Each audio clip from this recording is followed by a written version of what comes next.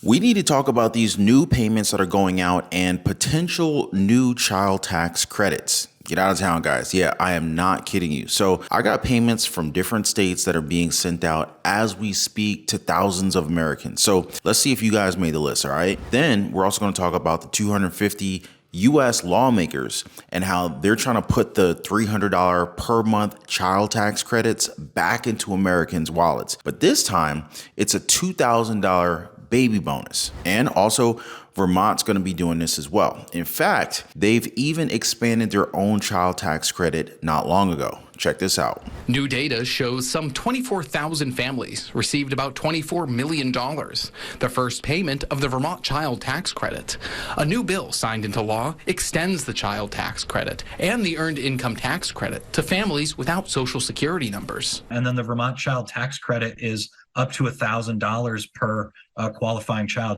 So I think it will be significant for those families that are now eligible that were not previously. However, Tax Commissioner Craig Bolio says it's unclear how many families this applies to. He estimates there are several hundred with temporary tax IDs which could benefit. I mean, the programs are proven programs, right? So what do you guys think? Are you for this new child tax credit? If you are, let me know yes or no in the comment section down below. Now, I know some people that are already saying that the elderly and our Social Security fam are already being forgotten by these politicians in Congress. Why?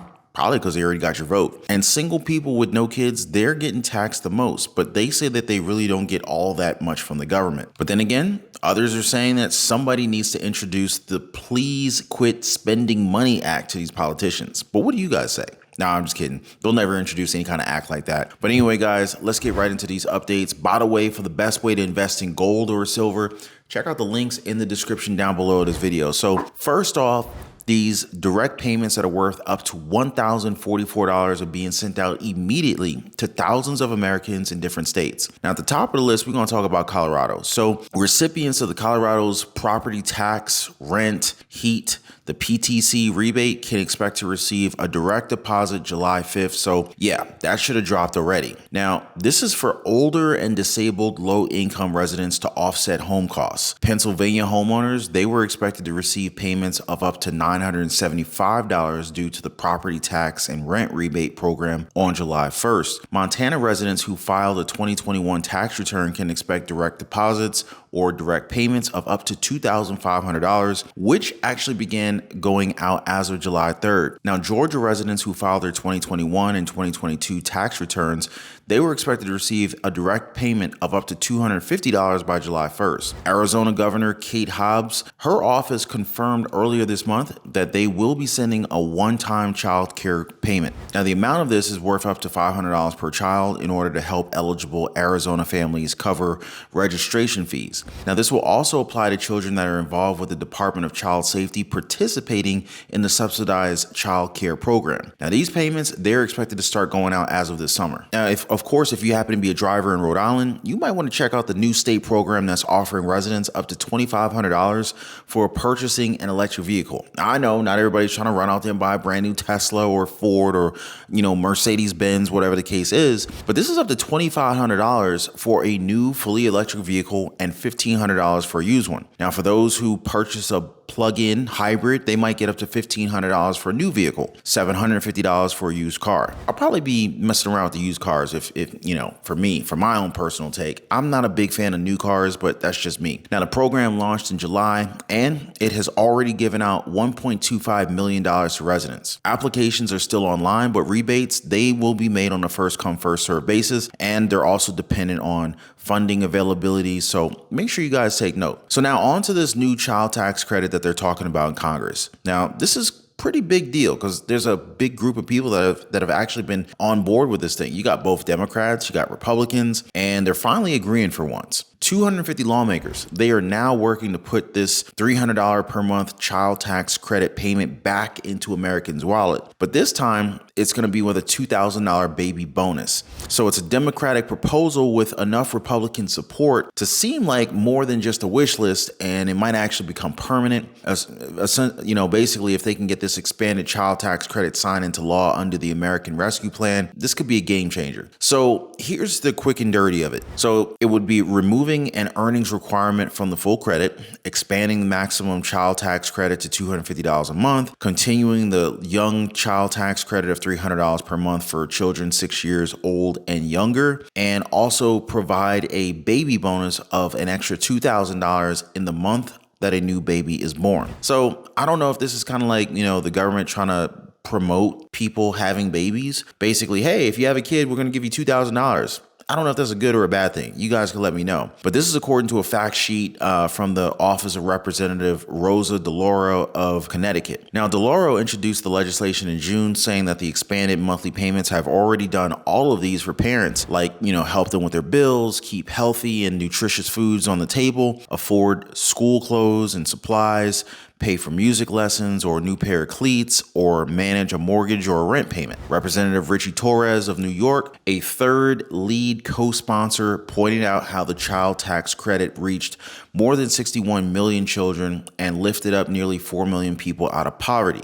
Now, according to him, there really hasn't been a government program that has affected so many Americans in such a brief period of time. A companion bill in the Senate, led by Sherrod Brown of Ohio, it has 40 co-sponsors. Now, of course, it's always a challenge to get anything through a divided government, right? Republicans are now pretty much narrowly holding the House, and the Democrats with their own slim margins in the Senate. I mean, the clash of the political parties brought the country within hours of defaulting on its debt just a little more than a month ago. So, I'm just saying, passing another tax policy really wouldn't be super simple or easy by any stretch of the imagination. I mean, heck, if it could pass, it could become a bargaining chip, basically a business tax cut for Republicans and a child tax credit for Democrats. That's kind of what I'm thinking. But we'll definitely keep an eye on Republican members of the Bipartisan Problem Solvers Caucus and see what they got to say about it, right? Now, they're probably going to be the key negotiators in this type of deal. And some conservative senators are also considering the plan. Representative Don Bacon pretty much said it that way in his Punchbowl News interview recently.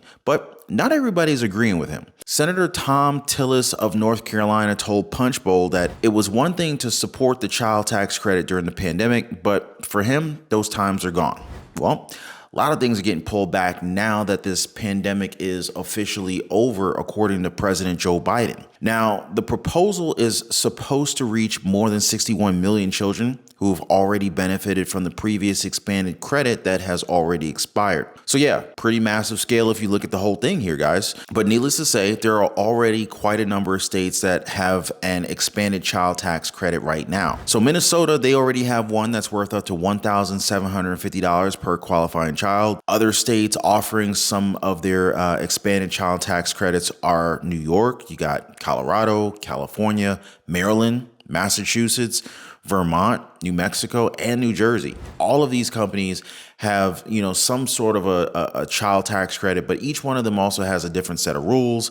So you'd have to follow those in order to get that tax credit. But the thing is they do have it. And early estimates are saying that if this plan were to be in effect next year, it would benefit more than 60 million children. 3/4 of the benefit would actually go to families in the bottom 3 segments, consisting of households earning less than $86,000 per year in income. Now, this House proposal increases the credit amount, and it makes it more useful for middle-class families, mirroring the temporary expansion from 2021. The House proposal makes several changes to the credit. So in this proposal, it's also supposed to be fixing the biggest problem with the current tax credit right now. And that is, it's making the CTC fully available for all the children in low and middle income families. You see, the current rules, it has 2 limits on the refundable part of the child tax credit, and that basically excludes children in the poorest families. So the refundable portion of the credit is the amount that parents can receive on top of their tax refund if they have no or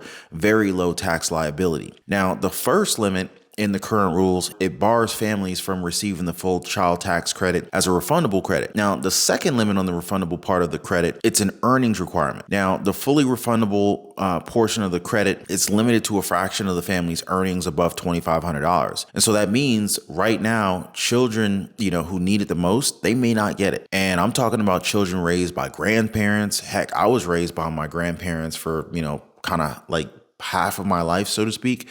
Parents with disabilities or parents working as full-time caregivers. Next year, for example, a single parent household with 2 children, they'll need at least $27,900 in earnings in order to receive the full credit under current law. So, things are changing, and the House proposal would actually fix this problem by making the credit fully refundable. Now, this change would make children in low-income families the biggest beneficiaries in the legislation, assuming that this goes into effect next year. Now, families making less than $25,000, they would receive nearly a third of the total benefit, and they would receive an average tax cut of more than $4,000. Different institutions, they did studies on this child tax credit. Now, UCLA-led research studies suggest monthly cash payments to eligible families under the temporary pandemic era expansion of the federal tax credit led to better adult health and food security. The monthly payments also reduce poverty by 40% in households with children, according to researchers. And in Vermont, they're expanding their pretty impressive child tax credit to include even more people. 24,000 families. They received about $24 million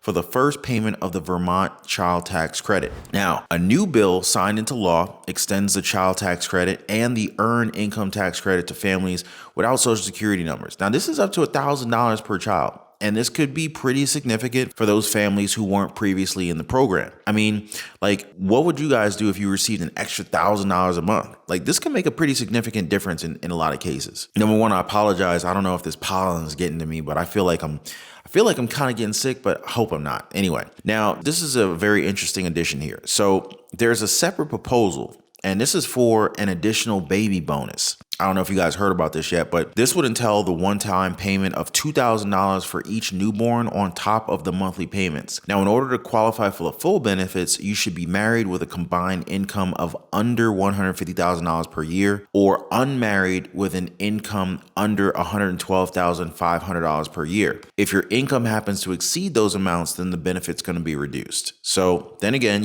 some people are saying that they have to stop contributing to the marriage tax penalty, when they start setting these income thresholds. It's almost like, punishing parents for sticking to their vows. It's kind of messed up if you think about it, right? Now, Republicans, they have their own set of wish lists, okay? So consisting of 3 tax changes that they want to put into the negotiations. So first, they want to relax the limitations on how much interest corporations can deduct on their business tax returns. Now, this one actually kind of caught me by surprise a little bit, but right now, big corporations, they're financing their expansions and acquisitions, mergers and acquisitions through loans, paying significant interest. Now, what Republicans want to do is to let big businesses deduct more of this from their taxes, basically reducing the corporation's tax burden. Second, they want to implement the bonus depreciation. And, when big businesses purchase equipment, they receive a tax deduction that is spread out over several years. Now, the Republicans, they want to allow corporations to write off the full expense immediately.